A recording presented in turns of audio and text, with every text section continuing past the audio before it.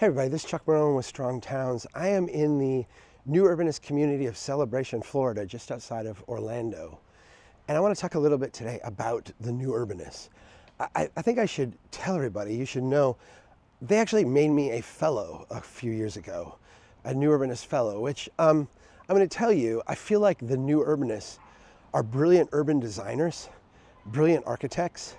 I am not, I am honored that they think my work is worthy of something, but I am not one of them in the sense that I possess those skills.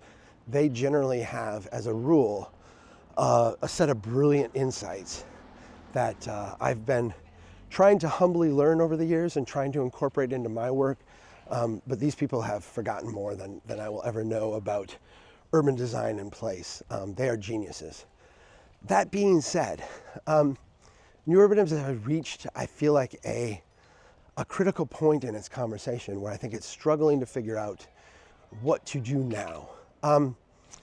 New Urbanism really was kind of, its founding principles and founding ideas came out of suburban expansion of the 80s, 70s, 80s, and early 90s, right?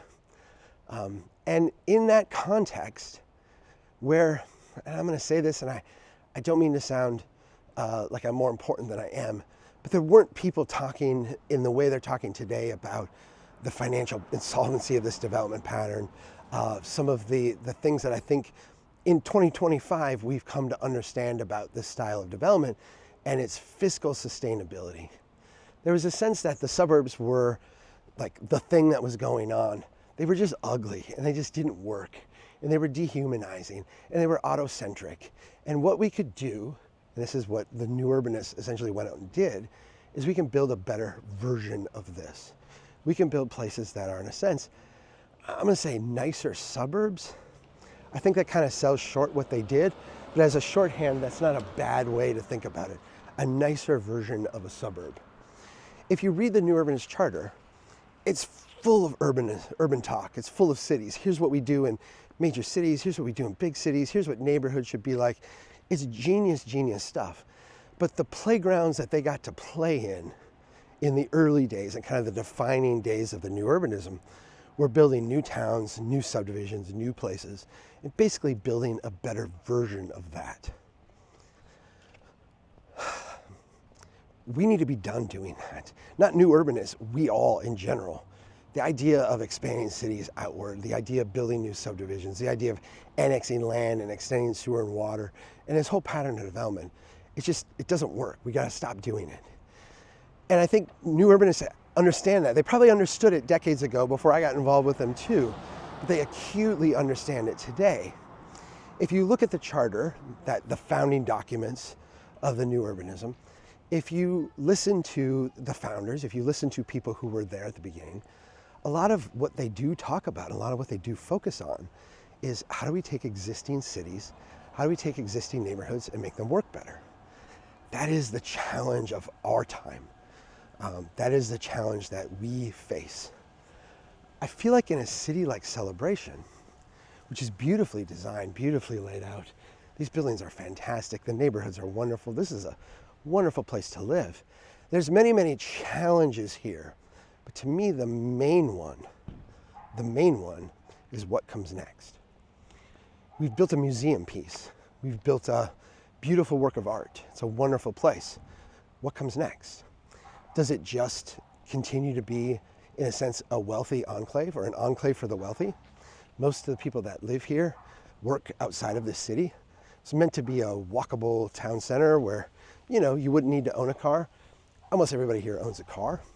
If you go to the restaurants, you go to the shops, you talk to those people, where do you live? They don't live here. They're driving in from somewhere else.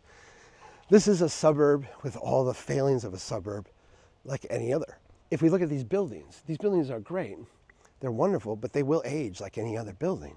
They will have a life cycle like any other building. If they're going to be enclaves of the wealthy, they may be able to sustain themselves more over time. But that's not a broad strategy for societal success, right? It's not a broad strategy that other places can copy.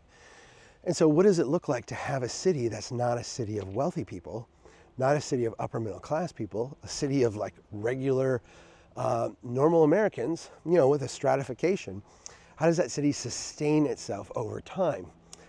As this city ages, it will be interesting to see, does it become poorer? Does it stop being an enclave for the wealthy? Does it become poorer? And then if it does, what happens next? Do some of these large homes become duplexes and triplexes? Do some of these, places have a new generation of life cycles? Do these 3-story buildings ultimately become 4- and 6-story buildings like they should? I don't think it's set up that way. And so the legacy of the New Urbanists is kind of challenged because a lot of the artwork they've created is beautiful, it's genius, but it buys into the suburban story of stagnation. And in a sense, build it all at once, build it to a finished state. Now they've done it more beautifully, but it still is built in a finished state. As the New Urbanists turn their attention to cities and existing neighborhoods, which they have been doing, right? They've been doing genius work there as well. I think the interesting thing is going to be what happens to these museum pieces? What happens to these showcases of good design? Can they evolve and change to become real places as they age, as they grow older? Can they actually mature and form? I think that's an open question. And my fear is that we continue to identify new urbanism with this stuff as it ages poorly, like every other suburb is doing, right? Or this stuff as it doesn't age poorly and every other suburb does because wealthy people live here, right? Which again, not a recipe for success broadly. That we focus on this instead of on what I think new urbanism is doing now, new urbanists are doing now, or people are seeking to do in new urbanism, which is really, how do we rescue existing places that are struggling? That's our calling. Well, time will tell, I guess.